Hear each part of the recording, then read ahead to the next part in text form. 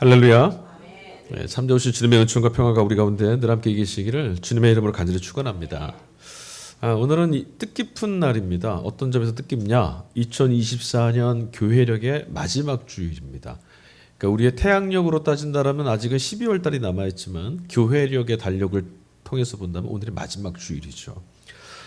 교회력의 마지막 주일인 성령 강림의 마지막 주일인 동시에 왕이신 그리스도 주일이라는 별칭을 갖고 있는 왕국절이 바로 오늘입니다. 대부분의 많은 신자들은 왕국절에 대해서 잘 모른 채 지나치곤 합니다. 여러분, 왕국절은 아마 도대체 이게 뭐 하는 주일인지 별로 잘 모르실 수도 있을 겁니다. 1992년에 기독교 대한 감리교 선교국에서 발행했던 감리교의 예배서라는 책에 보면 왕국절기에 대해서 이렇게 소개하고 있습니다. 8월 마지막 주일에 시작해서 13주에서 14주간 대강절, 대림절 이전까지의 전주, 여기까지 계속되는 주간이 바로 왕국절의 기간입니다. 왕국절은 뭐 하는 기간이냐면 인간들의 마음속 세상 속에서 통치하고 계시는 하나님의 계획과 그 사랑의 왕국의 통치자로서의 하나님, 그 하나님을 소개하고 가르치셨던 예수님의 가르침을 우리가 기억하고 지켜내는 절기이죠.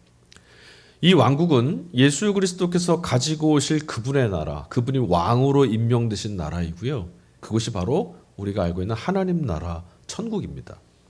왜냐하면 예수님이야말로 하나님과 완전히 또 온전하게 일치되어 계셨던 분이시기 때문에 예수님이 계신 곳에는 언제나 누가 계시죠? 하나님이 계시고, 하나님이 계신 곳에는 예수님이 계시니 예수님의 나라는 하나님의 나라입니다. 그러니 그분의 나라는 마땅히 그리고 언제나 함께 계시는 하나님의 통치가 드러나고 실현되고 나타날 수밖에는 없습니다. 그래서 왕국절이 우리들 신자들에게 일깨워 주는 것은 무엇이냐? 자유와 평화처럼 영원한 생명과 밀접하게 연관되어 있는 그 영원한 생명, 영생을 주시는 하나님의 통치에 대한 깨우침, 기억함, 바로 여기 있는 거죠. 우리 교단과 다른 기독교 장로회 기장에서는 특별히 왕국절 기간에다가 창조절이라는 절기로 이름을 붙이고 구별하여서 지키고 있습니다. 지난주까지 저희 교회 달력에도 성령 강림후 몇 주, 창조절 몇 주 이렇게 같이 병기해 왔었습니다. 성자와 성령에 집중되어 있는 우리의 시선, 교회력은 대부분 사실 예수 그리스도와 성령 강림, 성령에 관해서, 그러니까 성자와 성령에 관한 이 두 분에 관한 이야기로 역사를 계속 기술해 왔단 말이죠. 그러나 우리의 시선을 성부 되시는 창조주 하나님 중심주의로 환기시키기 위한 이런 노력들은 아주 귀한 것들이죠. 그래서 왕국절에 대한 우리의 성도들, 신자들의 이 시선은 좀 더 새로워져야 된다고 저는 생각합니다. 자, 하나님 나라, 어쨌든 오늘 본문 전체가 왕국절에 걸맞게 우리에게 주어진 주제는 뭐냐? 바로 하나님 나라입니다. 그분의 나라, 그분의 왕국이죠. 오늘 일독서로 읽었던 사무엘하 말씀에도 다윗 왕이 말하는 너는 이런 나라의 왕이 되라. 하나님이 다스리시는 이런 나라를 다스리는 그분의 왕이 되라. 이런 명령이 나오죠. 오늘 성서일과 전체 본문은 나라, 하나님의 나라, 천국에 관해서 말합니다. 그런데 여러분, 하나님 나라는 대체 어디 있습니까? 보이지 않는 하나님을 믿는 것도 우리 뜻대로 되지 않지 않습니까? 그런데 우리에게 하나님 나라, 이 나라를 바라보고 그 나라를 살아내라, 그 나라가 여기 있다고 믿으라, 이런 말씀들. 때로는 여러분, 우리의 구호와 우리의 고백과는 달리 하나님 나라는 너무 뜬구름 같은 이야기처럼 들릴 때도 있습니다. 아니시라면 다시 한번 여쭐까요? 하나님 나라는 어디에 어떻게 있습니까? 그러다 보니까 그냥 그런 나라가 있는가 보다, 그런 나라가 온다고 하시는 말씀인가 보다 이렇게 지나쳐 버리거나 아니면 세상의 패권을 쥐고 있는 어떤 강대국이나 선진국, 그런 정도로 하나님 나라를 우리가 떠올리고 생각하는 것 같습니다. 하지만 성경이 우리에게 소개해주고 말씀하고 있는 하나님 나라는 그런 식으로 상황이나 여건, 형편, 조건을 개선하거나 좀 더 나아지는 우리의 기대나 바람, 이런 것들을 좀 더 확장시키거나 개선하는 수준의 그런 나라가 결코 아닙니다. 하나님 나라가 어떤 나라인지를 여러분 이해하시려면 먼저 성경에서 언급하고 있는 여러 가지 단어들을 우리가 좀 이해해야 되는데, 특별히 하나님 나라는 천국이라고도 말하고 어디에 있는 나라라고 하죠? 하늘에 있는 나라잖아요. 하늘나라 그러죠. 여러분, 그럼 하늘은 어떤 뜻을 갖고 있을까요? 성경에서는 하늘이라고 하는 단어를 모티브로 되게 많은 단어를 사용한단 말이죠. 하나님은 하늘에 계시다라거나 아니면 하나님으로부터 은혜가 임한다는 것을 하늘로부터 은혜가 임할 것입니다. 이렇게 말하기도 하죠. 또 그뿐 아니죠. 부활하신 예수님은 어디로 가셨죠? 하늘로 올라가셨어요. 그래서 승천이라고 합니다. 그래서 하늘로 올라가셔서 주와 그리스도가 되셨어요. 그리고 다시금 어디로부터 오실까요? 어디로부터 오시죠? 하늘로부터 오신다고 합니다. 오늘 말씀해 보니까 구름 타고 오실 것이다 이런 말씀이 나와요. 자, 그런데 여러분 다시금 하늘로부터 그분이 오실 터인데 과학을 알지 못했던 성서기자들과 달리 오늘 우리들에게 있어서 하늘이라는 것은 이렇게 생동감 있게 생각되지 않습니다.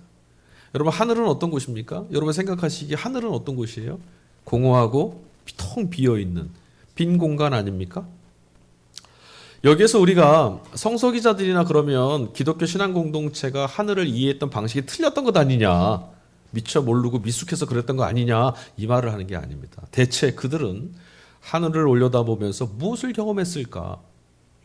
도대체 무엇을 경험했길래 저 하늘에 하나님이 계시고 그리스도께서 그 하늘에서 다시 오실 것이다 이런 고백을 할 수 있었을까? 이걸 우리가 쫓아가야 되는 거죠.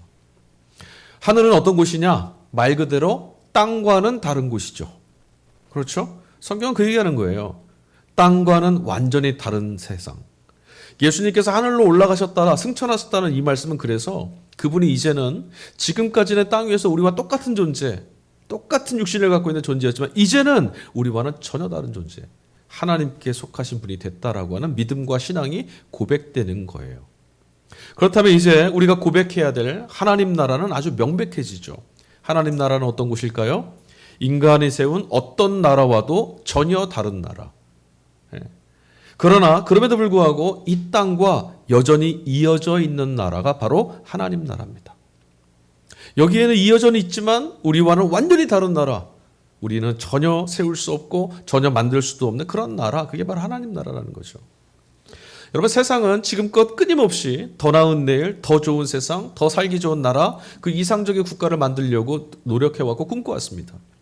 그런 갈망이, 그런 인류의 갈망과 소망이 어제와 다른 오늘 우리들의 누림과 우리들이 살아가는 이 세상을 만들었다고 해도 과언은 아니죠. 이건 우리 개개인의 삶도 똑같습니다. 그런데 분명한 게 있어요. 뭐냐? 아무리 대단한 문명을 우리가 이루어 왔고 또 우리 개개인이 그럴듯한 삶의 조건들을 충족해 왔다고 하더라도 우리는 여전히 배고프고 여전히 아프고 여전히 불안하고 아직은 두렵습니다. 내일을 향했던 우리의 기대와 꿈이 멈추어지지 않고 있습니다. 왜 멈추어지지 않습니까? 이유는 분명하죠. 여전히 이런 꿈을 우리가 계속 꾸어야만 한다는 것, 아직도 채워지지 않고 실현되지 않았다는 말이고요. 어제까지 우리의 기대가, 우리의 소망이, 우리가 노력해왔고 애써왔던 모든 걸음들이 실패했다라는 걸 보여주는 거죠. 역사, 철학, 교육, 정치, 종교에 이르기까지 인류가 쌓아왔던 수많은 걸음들은 더 나은 내일을 향했던 우리의 노력이, 우리가 쌓아올린 탑은 결국 무너졌고 실패했다라는 걸 반증하는 겁니다. 우리가 하나님 나라가 오고 있다라고 하는 이 말씀을 미처 다 받아들이지 못하고 실감하지 못하는 근원적인 이유가 저는 여기 있다고 생각합니다. 왜요? 연속된 실패, 계속해서 노력했지만 더 나은 세상이, 더 나은 삶을 살 수 있을 거라고 생각했지만 여전히 늘 똑같으니까. 그런 나라가 오지 않을 것 같고 그런 나라는 없는 나라일 것 같다는 생각을 하는 거죠. 하나님 나라를 믿음으로 받아들이기 위해서는 반드시 넘어가야 될 언덕이 있습니다. 그 문제가 뭘까요? 여러분 어떻게 하면 이 하나님 나라를 우리가 실감할 수 있을까요? 정말 그 나라가 있어. 난 그 나라를 소망하고 그 나라의 운명을 걸고 살아갈 거야. 우리가 어떻게 하면 그럴 수 있을까요? 첫 번째 우리가 넘어가야 될 언덕은 바로 이거예요. 역사의 주권. 그러니까 다시 말씀드리자면 무엇이 역사를 이끌어가고 있는가, 이 물음에 대해서 여러분이 답을 하실 수 있어야 된다는 거예요. 역사라고 말하면 많은 경우에 이런 말씀들을 하시더라고요. 역사라는 건 나와는 내 일상과는 너무 동떨어져 있는 그런 뜬금없는, 현실감이 전혀 없는 그런 문제, 이렇게 생각하시는 것 같아요. 그럼 여러분 이 단어를 좀 바꾸겠습니다. 역사라는 말 대신에 인생이란 말로 한번 바꿔보죠. 역사는 우리 세계 전체, 우리 모두의 이야기라면 이걸 바꾸면 나의 이야기는 뭐죠? 인생이겠죠? 자, 이 말로 바꿔보죠. 자, 여러분, 인생이란 것이 여러분의 인생이라는 것이 무엇에 달려있다라고 생각하십니까? 우리의 인생이라는 것이 그것이 무엇이든 어떤 상황이든 어떤 문제이든 언제나 하나님께 달려있다라고 하는 이 말씀에 여러분은 동의하십니까? 이게 실감이 나지 않으면 역사도 하나님에 의해서 써내려간다는 것도 실감이 나지 않을 뿐더러 그렇게 되면 어떻게 되느냐? 하나님 나라는 전혀 우리에게 실감이 안 난다라는 거예요. 나 죽고 나서 오는 하나님 나라 우리 생각 못합니다. 그러니까 억울하죠. 자, 오늘 일독서 선택 본문으로 주어진 말씀, 오늘 같이 봉독은 안 했습니다. 오늘은 계속 본문인 사무엘 하 말씀을 읽었고요. 지난주 주보에다 삽지로 넣어드렸는데 오늘 일독서의 선택 본문은 다니엘서 7장입니다. 다니엘은 역사를 가늠하는 법정이 열렸다는 걸 우리에게 소개해 줘요. 7장에서. 그 법정이 어디서 열렸냐? 천상에 열렸습니다. 하나님 앞에 그 법정이 지금 열렸습니다. 그리고 하나님 앞에 조서가 하나 펼쳐졌습니다. 7장 10절에 가보면 나와 있는데 하나님 앞에 조서가 펼쳐져 있다는 것은 세상의 모든 일들을 하나님이 지금 보고 그걸로 판결하실 거라는 얘기예요. 하나님께서 그러면 어떤 분이시냐? 이 법정의 재판관이시라는 것을 우리는 알 수 있어요. 그러면 어떻게 됩니까? 세상의 패권을 장악하고 있는 것처럼 보였던 제국들, 대단해 보였던 나라들, 그들 모두 그들의 운명, 그들의 흥망성쇠 이 모든 것들이 결국 하나님의 판단과 결정에 달렸다는 거죠. 그거 말해주는 거예요. 자, 응송인 시편 93편 말씀 3절입니다. 주님, 강물이 소리를 지릅니다. 강물이 그 소리를 더욱 높이 지르고 있습니다. 강물이 미친 듯이 날뛰며 소리를 높이 지릅니다. 강물, 구약 성경에 나오는 물이라는 개념은 특히 강 같은 것들, 파도, 바다 이런 것들은요. 인간의 삶을 파괴하는 자연력들, 무시무시한 자연력들 이런 것들을 말합니다. 옛사람들은 우리는 그냥 강물이 넘쳤다, 홍수가 났다 생각하지만 옛사람들은 강의 신이 노하였다 이렇게 생각했단 말이에요. 시편 기자는 지금 그 상황을 말하는 거예요. 좀 죽게 생겼어요. 홍수가 밀어닥치는 것처럼 삶이 지금 벼랑 끝에 내몰렸습니다. 세상이 지금 홍수, 물결 소리, 술렁대는 강물, 바다의 강한 파도로 상징되고 있는 강력한 독재를 하고 있는 어떤 권세자들, 나라들, 주권자들 그들에 의해서 파괴돼 가고 있습니다. 시편 기자는 그걸 보고 있는 거예요. 역사가 완전히 파괴돼 가고 있는 어떤 힘 있는 자들에 의해서 나라들에서 파괴되고 있는 장면을 보고 있어요. 하나님의 창조 질서가 완전히 깨어지고 거슬러지는 것처럼 보이는 현실입니다. 그런데 바로 뒤 시편 93편 4절에 시편 기자는 바로 이어서 이렇게 말합니다. 큰 물소리보다 더 크시고 미친 듯이 날뛰는 물결보다 더 어미하신 주님, 높이 계신 주님은 더욱 어미하십니다. 시편 기자가 고백하는 거죠. 현실은 이렇게 보이지만 그러나 하나님은 이들보다 더 크시고 이들보다 더 높으시며 이들보다 어미하십니다. 그러나 여러분, 말씀에 약속되어 있는 것처럼 창조의 주인이시며 역사의 주권자이신 하나님께서 나서게 되면 어떤 일들이 벌어질까요? 우리 현실의 삶에는 흉포한 파도가 몰아닥치고 홍수가 막 덮쳐서 인생과 삶이 다 무너질 것처럼, 역사가 여기서 끝날 것처럼, 인생이 끝날 것처럼 보일지라도 하나님이 나서면 어떻게 될까요? 시편 기자가 말했던 그 하나님이 나서신다라면 그런 모든 권세와 폭력은 평정될 겁니다. 왜? 하나님이 더 높으시니까.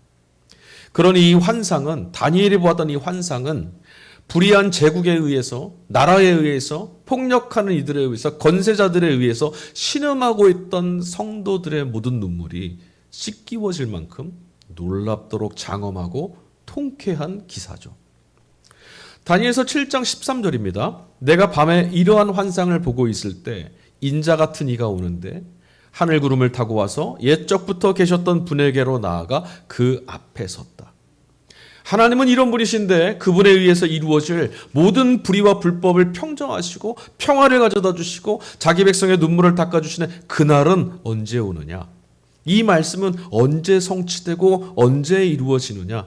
하나님께서 최고의 권세를 부여하신 그 분이 오실 때, 하나님이 보내신 이가 이 땅에 찾아오실 때 마침내 하나님은 당신은 그런 분이심을 만민 가운데 드러내시고 모든 불의와 불법을 무찌르실 것이다 라는 말씀인 거죠. 그러나 여러분, 한편으로는 우리에게 이런 의문이 듭니다. 이런 놀라운 위엄과 권위와 영광을 가지신 하나님이 왜 모든 살아있는 백성들을, 모든 살아있는 생명들을 신음하게 만드는 인간의 타락한 지배와 오만과 죄악을, 그런 나라들을, 그런 권세를 단박에 무너뜨리시지 않고 왜 그토록 오래 참고 계시는가? 여러분, 우리 이런 질문이 들어요. 이런 권세가 있으시면 모든 악을 일거에 평정하시면 되지 않습니까? 대체 그리고 인자같이 오시는 분, 그분은 또 누굴까요? 오늘 복음서 말씀에도 법정이 등장합니다. 지금 일독서 선택본문의 다니엘서에 천상의 법정이 나타났잖아요. 복음서에도 법정이 나타나요. 그런데 하나님이 재판관이 아니라 피고로 서 있는 법정이에요. 뒤바뀌었어요.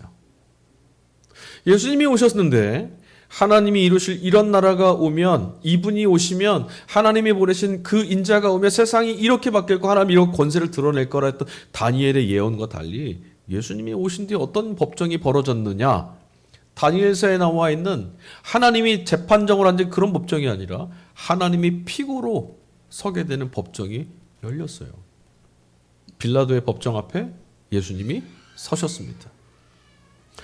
주님의 말씀을 통해서 우리는 하나님 나라에 대해서 갖고 있었던 우리의 오해를 풀고 감추어져 있는 것처럼 여전히 보이지 않았던 그 나라를 마음으로 받아들이고 믿을 수 있는 곳까지 나가야만 합니다. 이게 신자된 우리들의 사명이고, 우리가 주님을 믿는다라는 것, 하나님의 통치를 믿는다는 것, 여기까지 가야 되는 거죠. 자, 빌라도의 신문, 그가 재판관입니다. 그가 주님을 신문하고 있습니다. 그리고 주님이 답변하십니다. 그게 오늘 본문이거든요. 이 본문은 두 가지의 질문과 답변으로 요약될 수 있습니다. 첫 번째, 당신이 유대 사람의 왕이요? 라고 했던 빌라도의 물음과 주님의 답변. 두 번째, 내 나라는 이 세상에 속한 것이 아니라고 하셨던 예수님의 답변. 이 두 가지가 이 본문의 가장 큰 핵심입니다. 자, 첫 번째입니다. 당신이 유대 사람들의 왕입니까? 제가 이렇게 말씀드렸지만 빌라도는 반말했겠죠. 네가 이렇게 보이는 네까지 것이 유대 사람들의 왕이라고? 이렇게 물었을 겁니다. 빌라도의 이 물음은 어떤 걸 물어보는 겁니까? 예수님, 너의 정체성, 당신의 정체성이 뭡니까? 다시 말하면 당신은 누구입니까? 라고 하는 물음이겠죠. 너는 누구냐는 거예요. 여기에 대해서 주님은 답변하셨습니다. 그런데 여러분, 먼저 주님의 답변 이전에 제가 여러분께 좀 물어야겠습니다. 예수님, 그분은 누구이십니까? 라고 하는 이 빌라도의 물음에, 세상의 물음에 여러분이 가지고 있는 답은 무엇입니까? 여러분께 예수님은 누구시죠? 다시 말하면 주님은 여러분 자신들에게 어떤 의미를 가지고 계시냐라는 거예요. 정리되어 있는 어떤 교리적인 선언만 말고요. 나에게 예수님은 이런 분이시라고.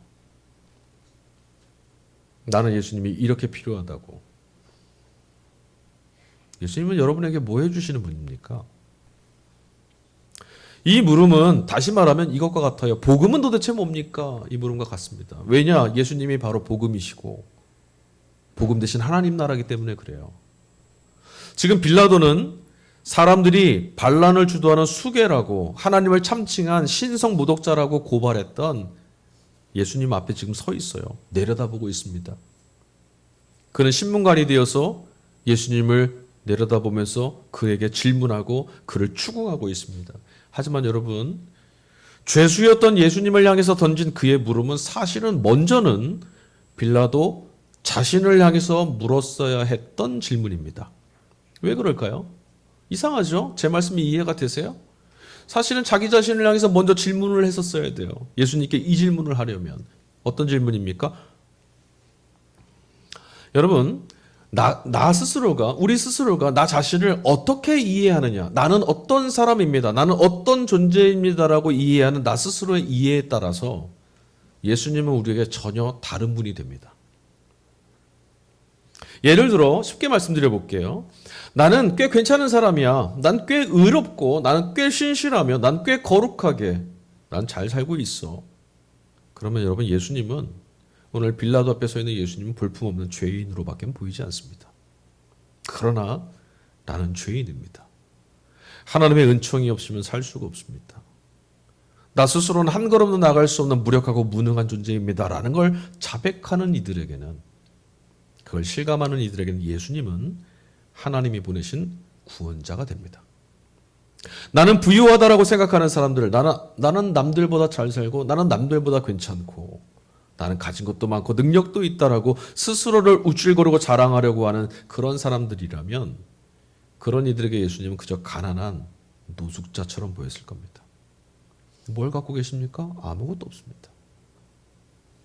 그러나 스스로가 결핍에 내몰려서 아무 것으로도 나는 내 마음과 심령을 채울 수가 없다고, 여기를 저기를 둘러다녔어도 나는 여전히 헐벗어 있고 굶주려 있다고 자기 자신을 이해한 사람에게는 예수님은 하늘의 풍성한 은혜와 영생을 가져다 주실 수 있는 구원자로 보일 겁니다. 나는 이만큼 명예가 있고 나는 이만큼 높아져 있는 사람이다라고 명예를 추구하고 높은 자리를 바라보고 있는 사람이라면 예수님은 정말 볼품없이 보일 겁니다. 그러나 나는 피조물이며 하나님이 나를 지으셨고 하나님의 은혜와 손길 가운데 난 살아야 됩니다라고 고백하는 이라면 하나님은 창조주 하나님, 예수 그리스도는 바로 그분이시다라고 고백할 수 있게 될 겁니다. 그런 여러분 다시 한번 묻겠습니다. 나에게 예수님은 누구이십니까? 그러면 이 질문은 꼭 이 물음과 이어져야겠죠. 예수님 앞에 서 있는 나는 도대체 누굽니까? 예수님 앞에 거울처럼 바라보며 서 있는 내 모습은 도대체 어떤 모습입니까? 여기에 답하십시오. 두 번째입니다. 요한복음 18장 36절 예수님이 말씀하셨습니다. 내 왕국은 이 세상의 것이 아니다.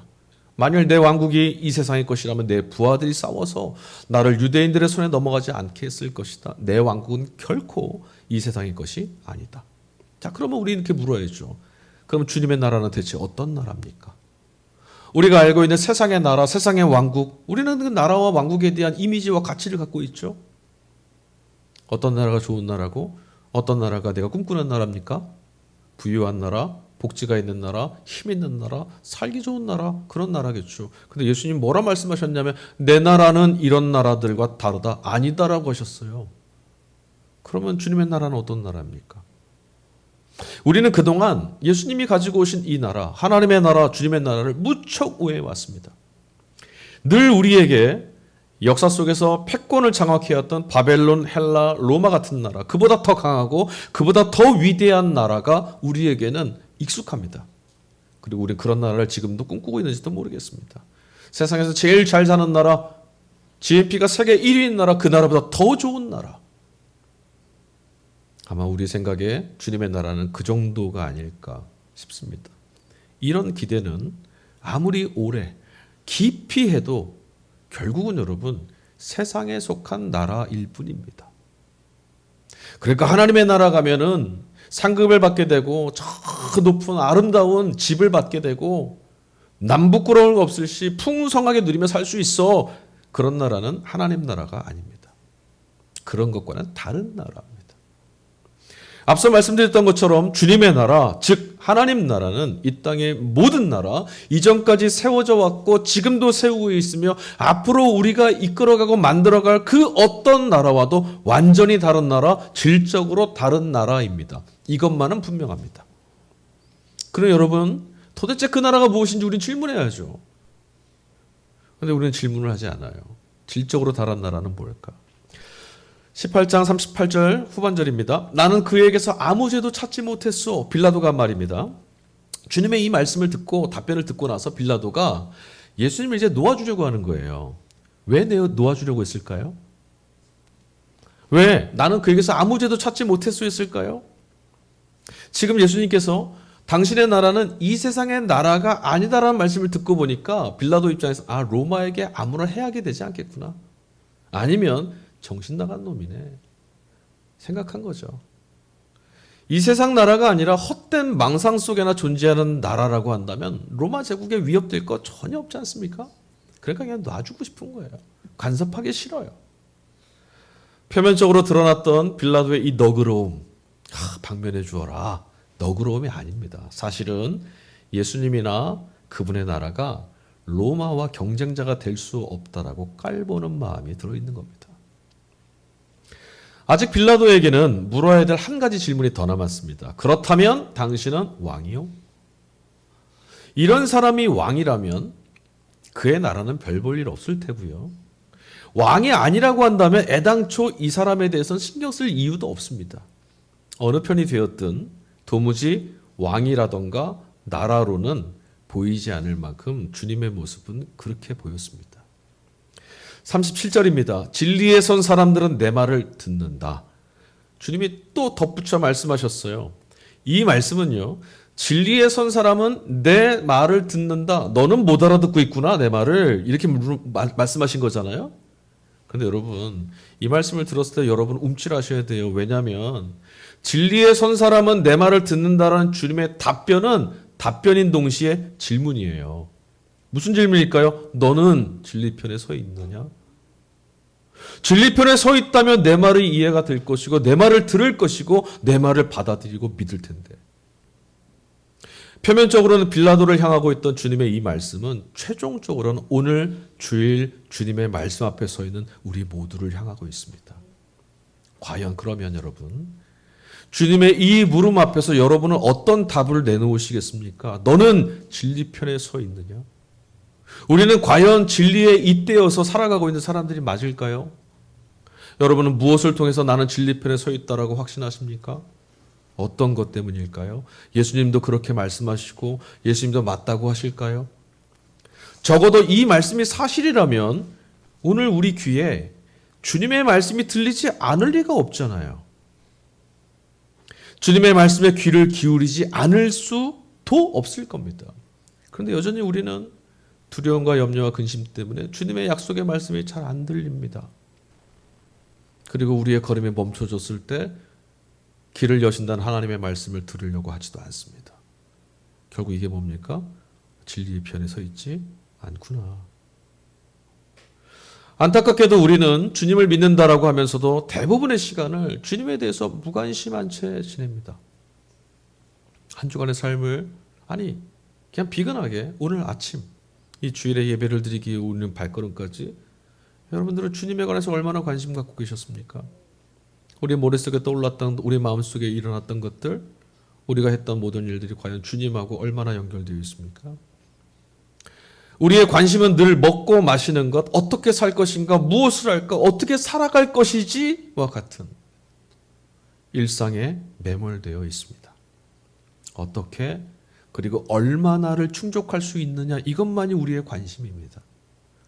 그러다 보니까 예수 그리스도와 함께 하나님 나라가 이미 임하여 있다는 것도 우리는 눈치채지 못하게 됐습니다.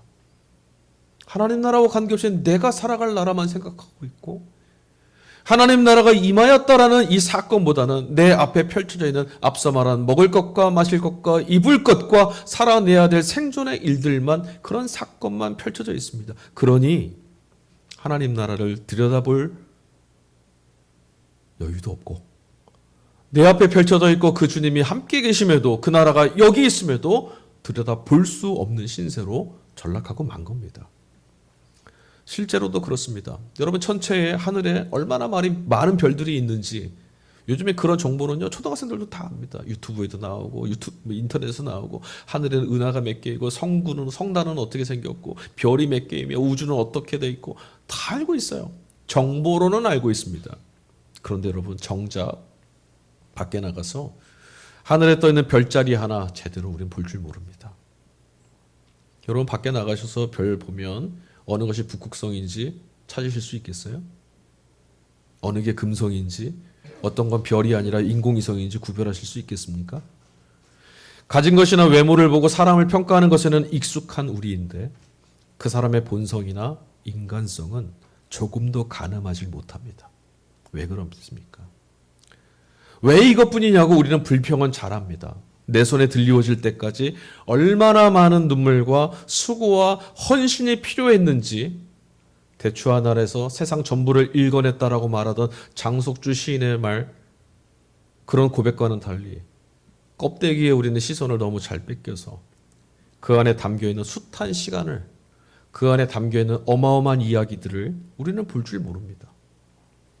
심지어는 종말과 하나님 나라를 말하면서도 계절이 바뀌고 속절없이 지나쳐가고 있는 우리의 인생의 걸음 속에서도 주님이 오고 계시다는 것조차도 우리는 눈치를 못 챈 채 살고 있습니다. 여러분, 교회에게 마지막 주일이 다가왔다고, 오늘 열렸다고 말씀드렸습니다. 아, 주님의 날이 이만큼 성큼 다가왔구나. 이런 위태로움과 긴박감과 위기감이 드시나요? 다음 주일이면 대림절이 시작됩니다. 저는 속상합니다. 이맘때가 되면 더 마음이 불편합니다. 성탄절은 성탄절이 가까웠다는 얘기는, 대림절이 열린다는 것은 주님의 날이 가까이 왔다는 건데, 이제 우리의 시간은 다 끝난다는 얘기거든요. 이 나라가 다 지나갈 거란 얘기인데 위태로운 생각이 안 드십니까? 긴박하지 않나요? 절박하지 않으세요? 오늘 설교에서 말씀드린 대로만 한다면 진리에 서 있는다, 이 말은 하나님만 믿으며 사는 것을 말합니다. 역사의 주관자가 하나님이시고 내 인생의 주권자가 하나님이시기 때문에 나는 그만 믿고 살아간다. 이게 진리에 잇대어 살아가는 자들입니다. 한 걸음 한 걸음, 주어진 모든 걸음마다 하나님에 의하지 않은 것이 없다라고 하는 이런 믿음 가진 사람들이라면, 그게 맞다면 반드시 주님의 말씀을 알아듣게 되고 반드시 주님이 가지고 오시는 나라를 엿볼 수 있는 겁니다. 오늘도 돌로 빵을 만들어 보라고 하는 마귀의 유혹은 믿음의 자리로 나아가겠다라고 하는 우리들의 걸음을 실족하게 할 만큼 대단히 강력합니다. 그러나 우리는 나는 하나님 말씀에 잇대어 살겠노라는 이 한 말씀으로 마귀의 모든 유혹과 세상의 겁박을 깨뜨리셨던 예수 그리스도를 믿는 사람들입니다. 이스라엘이 애통하는 데서 비판은 시작된다. 애통은 자기 연민의 표현일 수 있고 탄원인 것은 확실하나 결코 체념하는 것은 아니다. 아픔을 공개적으로 표현하는 일은, 슬픔을 노래하는 일은 해체하는 비판의 중요한 첫걸음이 되고, 이런 비판은 신학적이고 사회적인 면에서 새로운 현실을 열어가게 된다. 역사의 문을 두드리는 이런 울부짖음을 야훼 하나님께서는 들으시고 역사는 그로부터 힘을 얻게 된다. 신학자 월터 브루그만이 썼던 예언자적 상상력의 한 토막입니다. 하나님 나라, 그런 나라가 무슨 그런 게 어디 있겠느냐. 그건 허망한 생각이고 상상일 뿐이다. 예, 상상 맞습니다. 그러나 여러분, 이 상상은 없는 것을, 터무니없는 것을 우리 마음속에 그리는 게 아닙니다. 참으로 역사가 하나님께 달려있다라는 이 사실을 여러분 믿으신다면 이제는 그런 나라가 오겠느냐라고 하는 막연함이 불러오는 회의와 불신에서 벗어나셔야 됩니다. 내일 그 나라가 올 것인지 아닐 것인지는 우리가 믿을 수 있느냐, 믿을 수 없느냐, 믿을 만하냐, 믿을 만하지 않느냐, 여기에 달려있지 않습니다. 우리의 역사가 내일 하나님의 손에 의해서 새롭게 펼쳐진다는 것은 오직 하나님께 달려있습니다. 하나님이 하시면 하는 겁니다. 하나님이 닫으시면 닫힐 거고요. 하나님이 열어가시면 열리겠죠. 우리에게 달려있지 않아요. 근데 우린 지금 여기서 하나님의 시간을 우리에게 타협하시고 우리에게 설득되셔야 되고 우리의 허가를 요구하는 것처럼 굴고 있습니다. 시련과 고통과 애통함과 아픔이 우리에게서 모든 것을 빼앗아 갈 수 있는 것처럼 보이기도 합니다. 그러나 결코 그분의 나라가 오고 있다라고 하는 이 말씀을 우리가 선택하는 것과 그분의 나라가 이만큼 다가오고 있다라고 마음에 그릴 수 있는 이 믿음의 상상력만큼은 뺏어갈 수 없습니다. 우리는 이걸 얼마나 많이 뺏겼습니까? 세상이 얘기하는 대로 하나님 나라는 오지 않는다라고 이미 우리는 하나님의 나라를 마음에 그릴 수 있을 그런 능력도 다 잃어버렸습니다. 주님의 나라를 꿈꾸는 우리의 상상력은 앞서도 말씀드렸지만 없는 것을 향하는 허무맹랑한 신념이나 억지를 부리라는 것이 아닙니다. 이미 우리는 일용할 양식을 베풀어 주실 하나님 아버지만 바라보며 오늘을 살아내셨던 예수 그리스도, 그분의 죽음과 그분의 삶과 그분의 부활 안에서 하나님 나라는 이런 것이구나. 하나님 나라가 이미 예수 안에 이 땅을 사셨던 예수의 걸음과 함께 이 땅에 이미 임하였구나. 그리고 다시 그분이 오시는 날에 온전하게 완성되어서 우리 앞에 펼쳐지고 모든 잎이 부인하지 못하도록 모두가 다 인정할 수 있도록 드러날 것이라는 것을 믿고 있습니다. 지금까지 우리가 예수님 안에서 보았고 들었고 믿었던 것들, 이 사실 넘어 우리가 이미 들었던 예수 그리스도의 사건 그 다음, 그 넘어 내일을 향해서 생각하고 내일을 한번 들여다보고 그 내일에 하나님이 예수와 함께 행하실 그 놀라운 일들을 마음속에 담아보는 이 상상력을 성경은 믿음이라고 부르는 겁니다. 예언자들은 이런 상상력을 갖고 있던 사람들입니다. 패망한 나라, 폐허가 된 땅 위에서 하나님이 우리에게 당신의 인자를 보내셔서 당신의 사람을 보내셔서 온 땅을 통치하시고 회복하실 구원의 날을 가지고 오신다는 걸 눈으로 보았던 사람들입니다. 우리가 주님을 믿는다면 우리의 눈에도 이런 모습이 보여야 됩니다. 깨어진 세상에서 엉망이 되어버린 것 같은 현실에서 답이 보이지 않는 내 인생의 그 자리에서 하나님이 가지고 오실 내일을 마음으로 그려낼 수 있는 그런 능력, 그게 바로 믿음이라니까요. 우리는 이 믿음 안에서 오늘도 주님의 나라를 살아가고 있는 사람들입니다. 주님은 약속에 말씀하신 그대로 곧 다시 오실 겁니다. 그리고 그 나라는 그분과 함께 우리 앞에 펼쳐지고 드러나게 될 겁니다. 그때까지 약속의 말씀에 터잡아서 오늘 우리와 함께 계시는 주님을 바라보고 그분의 나라를 한 걸음 한 걸음 살아갈 수 있는 복된 저와 여러분의 삶이 되기를 주 예수 그리스도 이름으로 간절히 축원합니다. 아멘. 우리 이 시간에 찬양같이 부르기를 소망합니다. 주님의 나라가 어디 있습니까? 여러분들은 이제 나는 그 나라가 올 것을 믿습니다라는 수준을 벗어나서 이미 예수 그리스도와 함께 여기 와 있지 않는가? 그의 날은 이제 멀지 않았으니 그 나라가 당신 눈에도 곧 드러날 겁니다. 주님의 나라가 이곳에 있으니 그 날을 바라보며 사는 이답게 힘을 내어 믿음에 잇대어 진리에 잇대어 든든하게 살아가는 우리가 되자고, 우리 찬양의 고백으로 하나님 앞에 나아가도록 하겠습니다.